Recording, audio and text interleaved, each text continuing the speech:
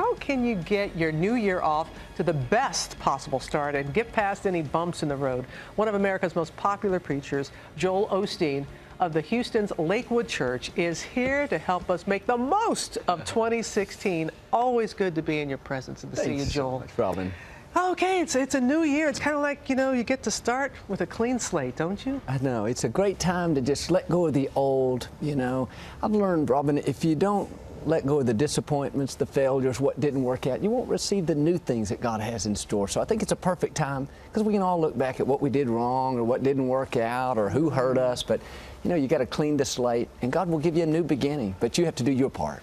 There are a lot of things, as you know, going on in the world, but in one of your recent messages, I really appreciate it that you said, okay, if the economy is up, you're up. If the economy's down, you're down. Don't be that way. You don't have to let other things dictate your mood, but that's difficult, especially with all these tragedies, these shootings that we've had recently. I found that if you start the day off grateful, you find some reason to be thankful that you're alive, that you're healthy, that you have children. If you start the day off right, if you start the new year off right, it's going to be a better year for you. And how in particular should parents talk to their children about what is going on in the world and to remain hopeful in the new year? Yeah, I think we have to go back to explaining to kids. Sometimes it's hard with the shootings and the tragedies, but I think it's important to explain that God gives us all a choice. Some people choose to do evil, but that's not the right way. And the way to overcome that is to be bright lights, to be good, to be examples of love and kindness, to not go to the negativity, to not go to the bitter and try to pay people back, but to be a part of the solution, not the problem. It's been wonderful to see families celebrating this season and just so excited. But I want to speak to those people who say, you know what, Robin and Joel, it's not a fun time for me. Yeah. I miss my family, and there are some people who really are very low as they start the new year coming out of the season. What do you say to those people? I think one thing's important, Robin.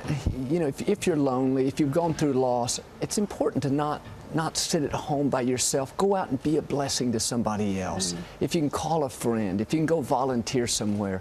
I think if you get outside of yourself and not just think about my problems, my loneliness, my hurts, I think that just pulls you down more. So I would encourage somebody to go out and just somehow, even if it's just opening the door for a stranger or baking them a pie, doing something for somebody else. It's something that you have always suggested that has really worked for me and for my team. You said, be concrete with what you want and put it up on the, I see when I'm getting ready in the morning, those words, those positive words are staring back at me. I think it's so important. Put up those positive affirmations around your house. I am blessed, I am strong, I am healthy, this is a good day. I'm grateful to be alive. I think sometimes that will remind us that every day is a gift from God. We can never get this day back, never get this new year back, so let's make the most of it. And it is something to actually see those words, to actually see them. It does. And then it just something about it that takes over. Yeah, it gets done on the inside of you. Some people say, well, that's just mind over matter, but I think it's more than that. It's a part of your faith. If you're always seeing those words, hearing those phrases in your mind, I'm blessed, I'm healthy, I'm strong, I'm creative, you start gravitating toward that way. It's who God made us to be. And in 2016, people better get ready for their suddenly. Get ready for the Who said that? That's right. That's right. In 1 second, God can turn any situation around. That's why we can have hope. He can turn your health around, your family around, give you the break you need. So it just takes just one touch of God's favor. So just suddenly. Yeah, suddenly. I am. That's all right. You can tell I kind of read your books. I love that. Well, thank you. Oh, hey, Joel, it's always a blessing to see you, and especially on this day as we start a new year and have new hopes and new dreams. Well, thank you very much. My pleasure. Happy New Year to you and all the GMA viewers. Thank you, Joel.